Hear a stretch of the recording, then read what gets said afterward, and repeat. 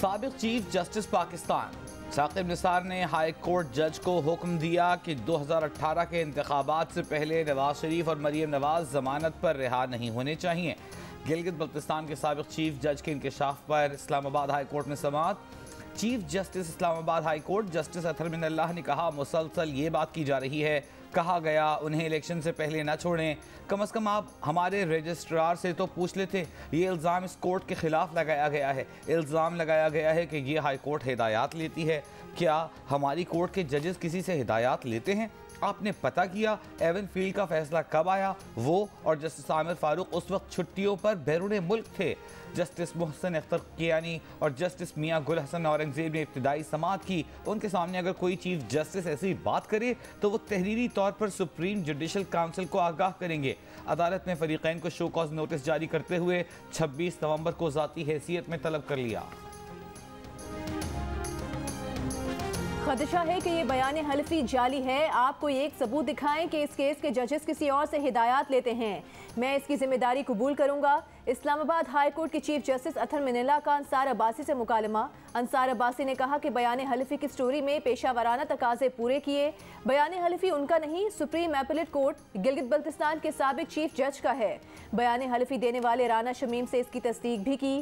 Court की इज्जत के लिए अपनी स्टोरी में हाई कोर्ट के जज का नाम नहीं लिखा। साबिक चीफ जज ने साबिक चीफ जस्टिस पाकिस्तान पर इल्ज़ाम लगाया। जस्टिस अतहर मिनल्लाह ने कहा कि इल्ज़ाम उस कोर्ट के खिलाफ लगाया गया कि ये हाई कोर्ट हिदायत लेती है। अदालत के वकार पर कोई समझौता नहीं करेंगे।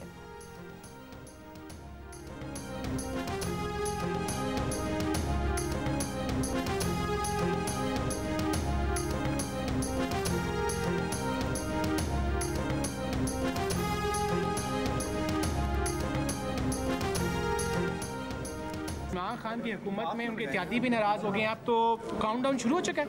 फिलहाल उन्होंने जो उसको लाए हैं वो एडमिट कर रहे हैं कि गलती हो गई, मगर अब कैसे करेंगे गलती को दुरुस्त ये अल्लाह को पता और तेरे को पता। इमरान खान 5 साल पूरे कर रहे हैं, लग रहा है थोड़ा सा इंशाल्लाह ना करेंगे। इमरान खान को लाने वाले अब एतराफ़ कर रहे हैं कि उनसे गलती हुई। ये हुकूमत मुद्दत पूरी नहीं करेगी। आसिफ जरदारी के दावे। मीडिया से गुफ्तगू में साबिक जज राना शमीम के इंकशाफात पर कहा, वो तो पहले ही ये रास्ता देख चुके हैं। सैफुर रहमान और कुछ और दोस्तों का जस्टिस क़य्यूम के साथ टेप था। पहले ये रास्ता देख चुके हैं। आपको याद है कि टेप थी सैफुर रहमान की और कुछ और दोस्तों की क़य्यूम के साथ, जस्टिस क़य्यूम के साथ। ये रहा हमारी। विफाकी वज़ीर इत्तलात फवाद चौधरी ने राना शमीम के बयान हल्फी को अदालतों पर हमला करार दे दिया। कहा, ये एक सीरीज का हिस्सा है। नून लीग ने अदलिया के खिलाफ मुहिम शुरू कर रखी है। नवाज शरीफ या मरीम नवाज की पेशी से पहले कोई ना कोई साजिश खड़ी जाती है। मनसूबाबंदी के तहत मामला आगे बढ़ रहा है। गिलगित बल्तिस्तान के साबिक चीफ जज राना शमीम लंदन में नवाज शरीफ के खर्चे पर रहे। उन्होंने जो हलफनामा दिया उसकी फीस भी नवाज शरीफ फैमिली ने दी। हुसैन नवाज राना शमीम को डील कर रहे हैं।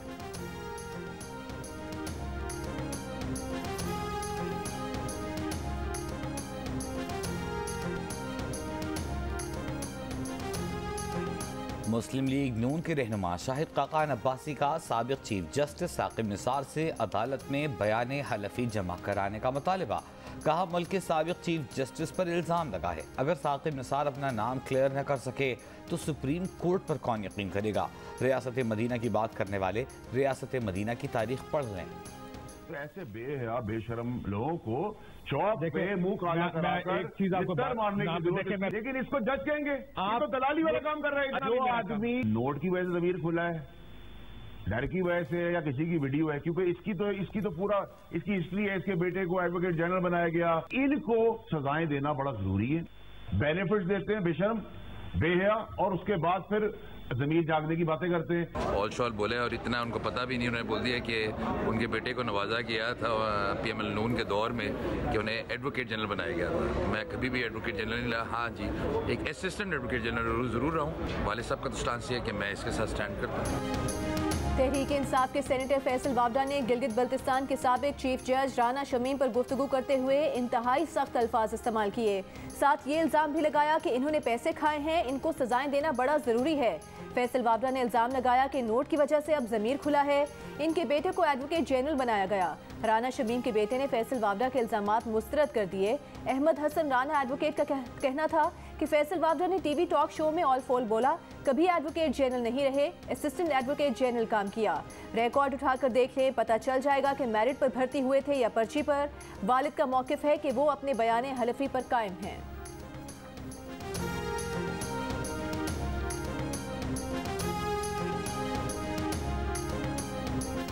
हमारी 5 साला परफॉर्मेंस से अपोजिशन की सियासी दुकानें बंद हो जाएंगी, इसी डर से बार बार हुकूमत गिराने की बातें की जाती हैं। नून लीग से 50% सस्ती सड़कें बना रहे हैं। माजी में सड़कों की तामीर में 1000 अरब रुपए की करप्शन हुई। वज़ीर आज़म इमरान खान के मुखालिफिन पर वार। कहा अपोजिशन वोटिंग के लिए टेक्नोलॉजी का इस्तेमाल क्यों नहीं चाहती, समझ नहीं आती। अपोजिशन EVM से क्यों डरी हुई है। महंगाई और आवाम की मुश्किलात का एतराफ़ करते हुए इमरान खान ने कहा महंगाई का सैलाब बाहर से आ रहा है, तेल की कीमतें मजीद बढ़ने का खदशा है, आवाम को एतमाद होना चाहिए, इस मुश्किल से भी निकालेंगे।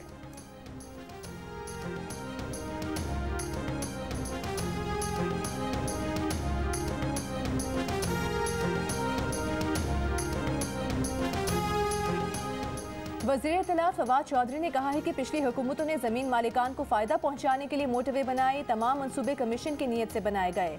लेलाता जेहलम डुअल कैरेजवे का संग बुनियाद रखने की तकरीब से खिताब। वज़ीर इत्तलात ने कहा कि PTI हुकूमत के मंसूबों में कोई करप्शन का इल्ज़ाम नहीं लगा सकता। मंसूबे से GT रोड को मोटरवे से मुंसलिक कर दिया है।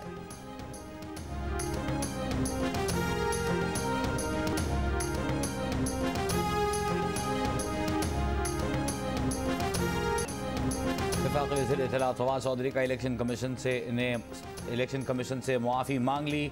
तहरीरी मुआफ़ी मांगने से इनकार। कहते हैं इनफरादी हैसियत में उन्होंने मुआफ़ी मांग ली है, लेकिन तहरीरी मुआफ़ी की बात है तो उन्होंने बतौर वज़ीर इत्तलात काबीना की बात की थी। ये तो फिर काबीना को कहें कि वो तहरीरी मुआफ़ी कैसे मांग सकते हैं। वज़ीर के तौर पर जो भी बात करते हैं वो हुकूमत की पॉलिसी होती है। इलेक्शन कमीशन के नोटिस पर पेशी में कहा कि वो ज़ाती तौर पर इलेक्शन कमीशन का एहतराम करते हैं। इलेक्शन कमीशन का फवाद चौधरी को तहरीरी तौर पर मौक़िफ़ जमा कराने का हुक्म। वफाकी वज़ीर आज़म स्वाति इलेक्शन कमीशन में पेश न हुए, हाज़री से इस्तिस्ना की दरख्वास्त। इलेक्शन कमीशन ने कहा अगली समाअत पर जवाब नहीं आया तो चार्ज फ्रेम करेंगे। मज़ीद समाअत 3 दिसंबर तक मुलतवी।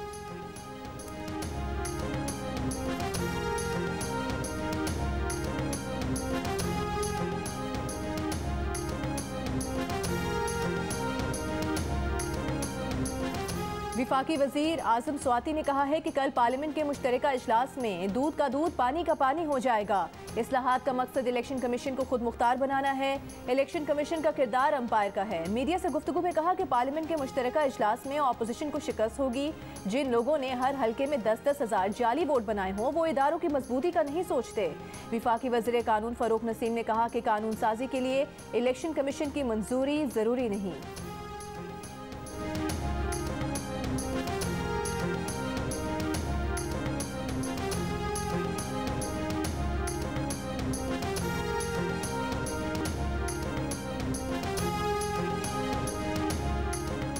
स्पीकर कौमी असम्बली असद कैसर से मुत्तहिदा अपोजिशन के वफ्द की मुलाकात और शिकवे शिकायत।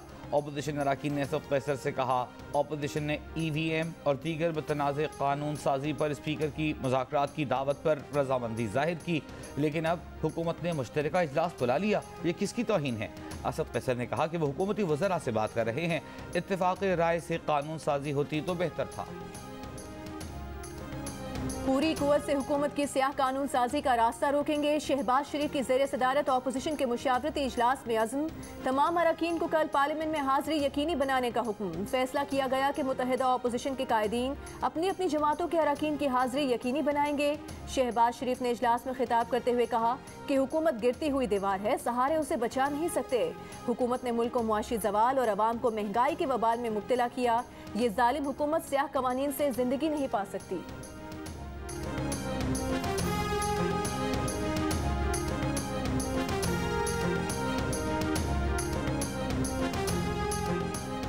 MQM का पार्लियामेंट के मुश्तरका इजलास में हुकूमत की हिमायत का फैसला। वफाकी वज़ीर अमीन अल हक का कहना है कि MKM EVM के बिल समेत कानून साजी पर हुकूमत की हिमायत करेगी।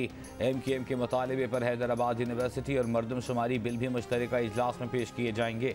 वज़ीर आज़म की तमाम हुकूमती अरकान को कल हाज़िरी यकीनी बनाने की हिदायत। चीफ व्हिप आमिर ढोगर से मुलाकात में पार्लिमानी अमूर पर गुफ्तगू। मुश्तरका इजलास से मुताल्लिक़ भी हिकमत अमली पर तबादला ख्याल।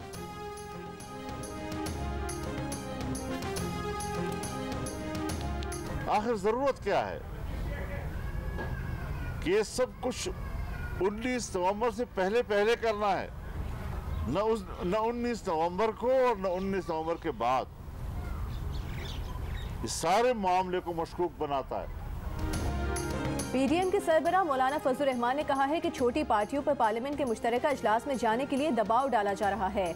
ऑपोजिशन अरकान को भी कॉल्स आई हैं कि मुश्तरका इजलास में नहीं आना, हाथ मरोड़ कर कानून बनाएंगे तो उसकी कोई वक़्त नहीं होगी।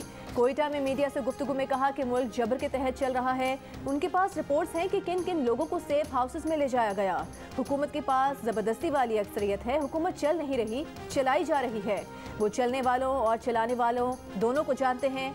19 नवंबर से पहले ये सब करना सारे अमल को मशकूक बनाता है। पीपल्स पार्टी के PDM में आने पर कोई बात नहीं हुई।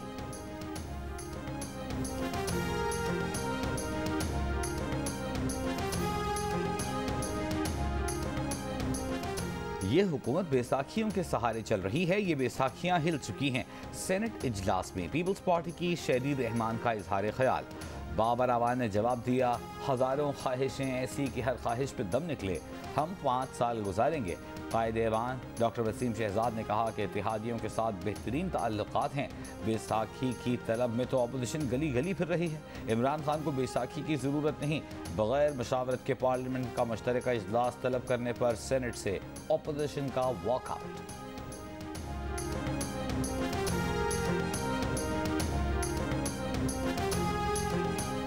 सियासत के 2 बड़े हरीफ नून और काफ लीग में दूरियां कम होने लगीं।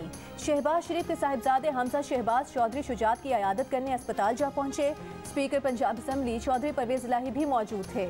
हमजा शहबाज की चौधरी शुजात के साहिबजादे चौधरी सालिक से भी गुफ्तगू हुई। गुज़िश्ता रोज शहबाज शरीफ ने भी चौधरी सालिक को फ़ोन करके चौधरी शुजात हुसैन की खैरियत दरियाफ्त की थी। नवाज शरीफ की जायदाद की 19 नवंबर को होने वाली नीलामी रोक दी गई। रेवेन्यू जज ने नीलामी रोकने से मुतालिक हुक्म इम्तना जारी कर दिया। AC कैंट और AC रायवंड को नीलामी न कराने का हुक्म दे दिया गया। खैबर पख्तूनख्वा असम्बली के अरकान के माहाना अलाउंस में 25% इजाफे की सिफारिश। रिपोर्ट अरकान को अदली की खिदमात हासिल करने के लिए 21,000 रुपये का अलाउंस दिया जाए। अरकान को हल्के में असिस्टेंट की खिदमात हासिल करने के लिए 50,000 रुपये अलाउंस देने की सिफारिश। अलाउंसेज और मुराद में इजाफे के लिए मुतालिका कानून में तरमीम के लिए जल्द इकदाम करने की सिफारिश।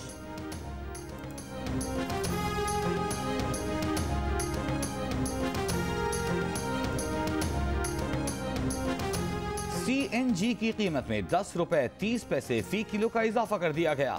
और पाकिस्तान CNG एसोसिएशन के रहनुमा गयास पराशा ने कहा है कि CNG की कीमतों में इजाफा FBR की जानिब से GST में इजाफे के बाद किया गया है। मौजूदा हालात में CNG सेक्टर टैक्सों का मजीद बोझ उठाने का मुतहम्मिल नहीं हो सकता।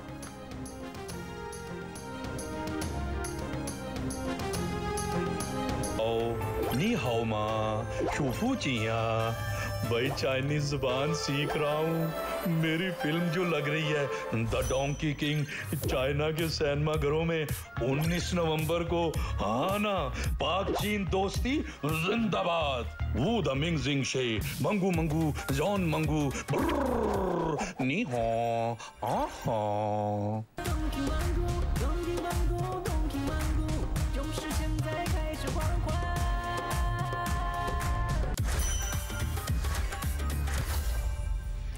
और पाकिस्तान का सबसे पसंदीदा और मशहूर गधा 19 नवंबर को चीन रवाना होगा। जियो फिल्म्स और टेलिस्मान स्टूडियोज की शाहकार फिल्म द डोंकी किंग 19 नवंबर से चीन के सिनेमा घरों में रिलीज की जाएगी।